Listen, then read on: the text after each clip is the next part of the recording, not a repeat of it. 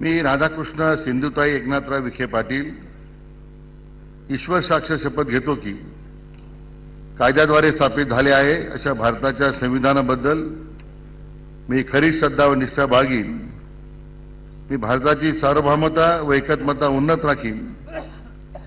मी महाराष्ट्र राज्याचा मंत्री म्हणून माझी कामे निष्ठापूर्वक सचक विवेकबुद्धीने पार पाडीन आणि संविधान व कायदा यानुसार सर्व तऱ्हेच्या लोकांना मी निर्भयपणे व निपक्षपातीपणे तसेच कोणत्याही विषयी ममत्वभाव किंवा आकस न बाळगता न्याय वागणूक देईन.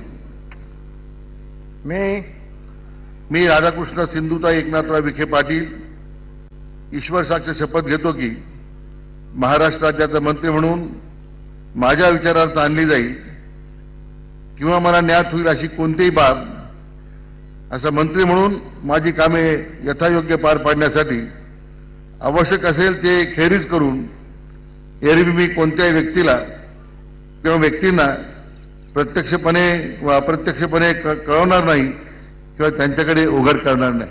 जय हिंद.